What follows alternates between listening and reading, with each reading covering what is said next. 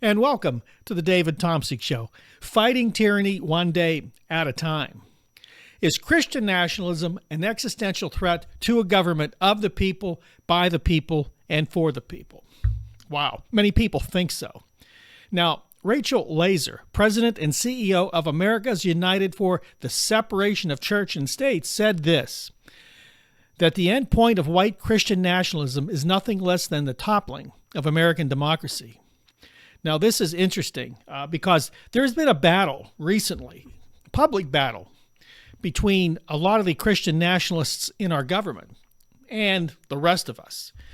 Two real well-known Christian nationalists that are in Congress, basically Marjorie Taylor Greene and Lauren Boebert, both have said there's no such thing as separation of church and state. And they've made their points why. Now, most scholars believe there is a reason for separation of church and state, and I believe that there. So is Christian nationalism a threat to our democracy? The short and long answer to this is yes. Now, if you go back, and I had a video yesterday or the day before about the Gilded Age and sort of how many people unknowingly want to go back to that time. It was the age of the robber barons. Remember them? Henry Rockefeller, Henry Ford, right here in our area, Andrew Carnegie, William Randolph Hearst, go down the list. This was the age of the dominant white male. Now, a lot of folks get real uncomfortable when a white male talks about that. All of a sudden, I'm woke and I'm left-wing and all these ridiculous phrases they use against me. But here's the reality. There's no doubt that white males have dominated American society, dominated it. Why did it take so long to get women to vote? Because the population was designed for the supremacy of the white male. There's no doubt about it. If you don't think so, again, live in a bubble because that's where you're at. So the Gilded Age ended, or did it? Well, it did end. And over time, American values sort of stayed stagnant until the 60s. Do you remember the 60s? That was the Cultural Revolution, free love and all those things. And it's about that time that the church itself started seeing declines. Many of the young people that went through this Cultural Revolution did not go back to the churches, to the legacy churches that are still in existence today, but again, with much lower numbers. And these churches struggled a lot, even today, are going out of business, if you want to say it that way. But hey, in the late 70s, a new movement really rose up. And it's always been here. It's called evangelicalism. And they sort of started to grow. They had a resurgence in the 70s, and there were some movies made about this. But it wasn't until 1980 where they became involved in politics. That was under Ronald Reagan, who, by the way, was a Presbyterian, not evangelical, but I digress. Now, in 1979, a right-wing pastor, conservative Baptist pastor called Jerry Falwell, created a group called the Moral Majority. And this was the first way Christians began to fight back over the changes in their culture. Now, let me address the culture for a bit here. There's really not a lot you can do to reverse culture. Culture adapts no matter what. So as people flooded in from other countries, and I'm not even talking about Mexico, I'm talking from other countries that began to immigrate here, things began to change. Right here in my community, I can tell you there's at least 10 Indian families from India that live within a half a block from me. When I grew up, you would never have seen that. And this is my point. People started seeing a change in the culture, and these people bring some of their own culture here. And in 1979, Jerry Falwell was the first to sort of want to counter that, the moral majority. I mentioned in one of my videos, were they a majority and were they moral? I don't know. But you can't legislate morality. You can't force morality on anybody, or at least your morality. Now, I am a Christian, and I don't consider myself in any of the categories that Christians label themselves today. I believe in the words of Jesus, and I try to follow them. Listen to me, friends. I'm very, very imperfect. And that's sort of what Jesus knows, that all of us are imperfect. All of us have fallen short. So I'm not here to condemn anybody or point fingers. So back to the topic. I believe that Christian nationalism sort of did start with Jerry Falwell, although it collapsed in 1980-81.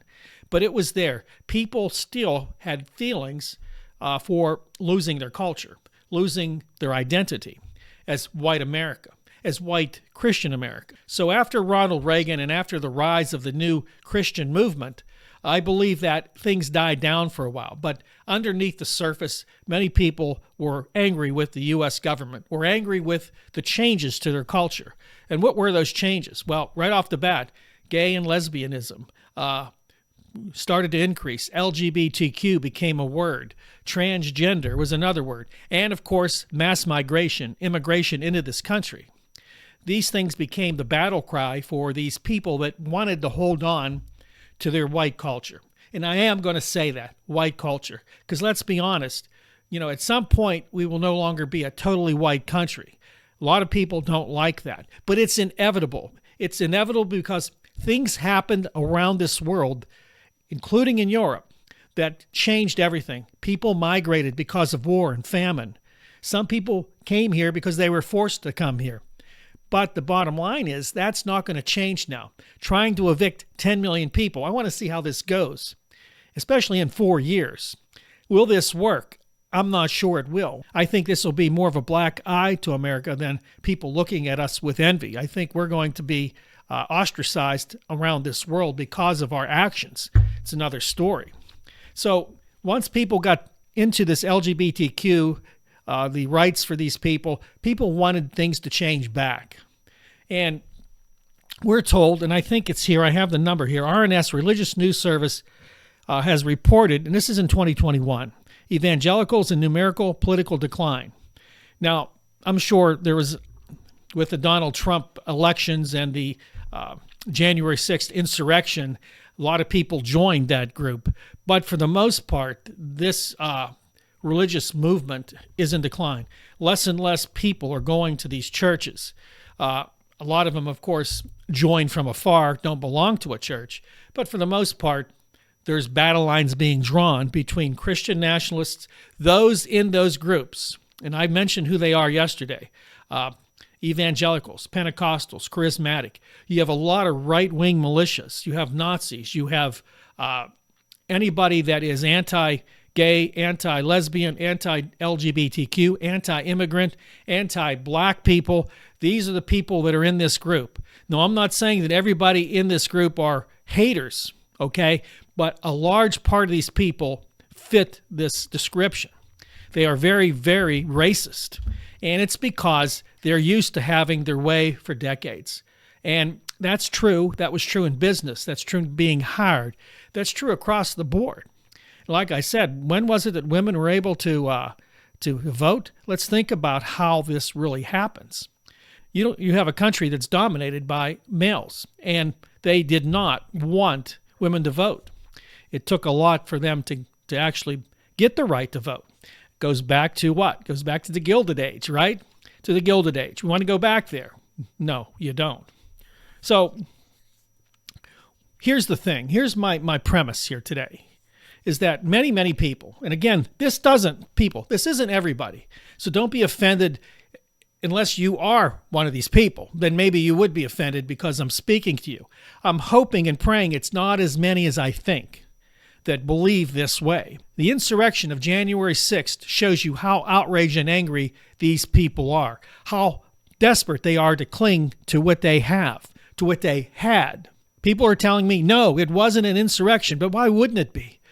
Trump had already lost. He had to give up the presidency. He was trying to hold on to it by any means necessary. And I've mentioned in my videos, if you know who Donald Trump is, you know that's not above him at all. It was Christian nationalists, religious right-wing hate groups that stormed that Capitol building. Yeah, I'm sure other people were there that weren't part of that group, but overwhelmingly it was an insurrection. And that tells you how angry and how much they were trying to hold on that Donald Trump was the answer. He was the strong man, and we're going to get to that next. Holding on to the past doesn't work. Moving forward here, I wrote the conservative, white, heteronormative Christian male no longer has the power, the favoritism, or the privilege they had in the past. This is true. They still have the upper hand, but it's fading fast. There's a small window here for them. And I think collectively, they know this. Okay? Collectively, even though it's not in any white paper or it's not written down somewhere, they know this. And probably if you look at the vision they had, the documents of 2025, the document to change America, some of that is in there. So historically, what happens when a dominant group begins to lose power? Does anybody know? Historically, well, when it happens, when historically, in this case, when white males start to lose their power, the power they had since the Gilded Age and maybe even before, they turn to an authoritarian leader. This makes perfect sense because Donald Trump was everything that fit that bill. He was everything that fit what they wanted. He hated all the same things they hated. How many executive orders against gay people, lesbian people, transgender people, immigrants, you name it, he's signing these bills. So by signing all these executive orders, and it's not just Donald Trump that did this, but in this case, we're talking about Donald Trump. And the executive orders he's been signing, many of them directly conflict with the Constitution, with our judicial system. So those people that want to come to me complaining and telling me that I don't understand how anybody could not see that their Constitution and democracy is under fire, is under siege. Because in order for this Gilded Age to be reborn, you need to eliminate all the other things that come against it. So for Christian right nationalist people and those that are part of that coalition, for them to keep the power they had, for them to keep the culture they had in the past, they need somebody powerful enough, strong enough, willing to break the law for them to keep what they thought they've lost. Sadly, we're facing a constitutional crisis, and of course I did a video on that. And for those of you that don't want to understand that we're in a constitutional crisis, you should take a step back and look at what's been happening. Donald Trump does not have full authority over everything. He does not. The president never did. But his plan was to take that authority, bring back America, make it great again based on white Christian nationalist rules, based on white Christian nationalist values. Some of those values conflict with other people living in this country. As a Christian, you have to respect and be a respecter of persons. You have to. Jesus didn't come to judge anybody. He came to save people, no matter who they are, no matter what group they belong to. This is a wheat field. All the people that are here that don't agree with you as a Christian, they're part of that group that you should be ministering to. That's the idea behind Christianity, behind the message of Jesus. But instead, we've decided to turn and to go to war. To go to war to hold on to what we think we want to have, to our culture, our own culture that now is long gone. We can't go back to 1776. We have to pick up where we're at today. And our world and our country is changing no matter what we can do. I used to be a Christian nationalist. Then I had an epiphany moment. God showed me a little different path. He made me realize that basically having a doctrine of hate, an ideology of hate, us versus them, is not what any of it was ever about as a Christian.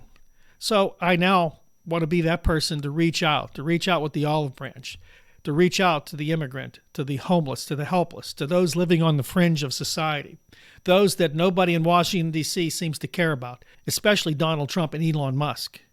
People, we're in a battle, and that battle is raging now. The battle lines are drawn. In the next 4 years, we'll see how this goes. We'll see if Donald Trump can hold on to a power, usurp even more, and continue as president. And we'll see after the 2026 elections if Trump can hold on to a majority in Congress. Right now, I think that may change drastically. There is an uprising in America. Even many conservative Republicans are fed up and have gone to town hall meetings to challenge their congressman. We'll see how this goes in 2 years. So I hope you enjoyed the video. Please like, subscribe, and share to this channel. Again, if you like mysteries, legends, and myths, go to our sister channel, Nights Around the Fire. There'll be a link in the description box for you to go there. Watch me and Ashley Hamilton as we discuss missing persons in national parks. Outside of all that, God bless you. I'll see you next time right here on the David Tomsic Show.